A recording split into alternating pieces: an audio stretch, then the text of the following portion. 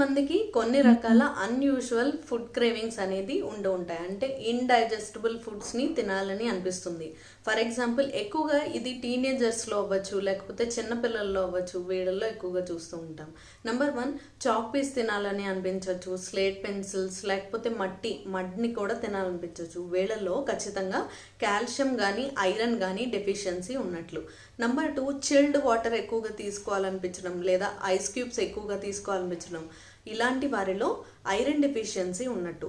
Number 3, sweet craving, sweet చాలా ఎక్కువగా తీసుకోవాలనిపిస్తూ ఉంటుంది. ఈ క్రేవింగ్ ఉన్న వాళ్ళల్లో ఖచ్చితంగా ప్రోటీన్ ఇంటేక్ అనేది తక్కువగా ఉండొచ్చు. సో వాళ్ళ డైట్లో ఖచ్చితంగా ప్రోటీన్ అనేది యాడ్ చేసుకుంటూ ఉండాలి. నెంబర్ 4, చాక్లెట్స్ క్రేవింగ్స్, చాక్లెట్స్ ఎక్కువగా తినాలనిపించే వాళ్ళలో మెగ్నీషియం డెఫిషియన్సీ ఉన్నట్టు. కాబట్టి ఈ వీటిల్లో మీకు ఏ డెఫిషియన్సీ ఉందో కనుక్కొని దానికి మెడికేషన్ అయితే తప్పనిసరిగా వాడుతూ ఉండాలి. Thank you for watching.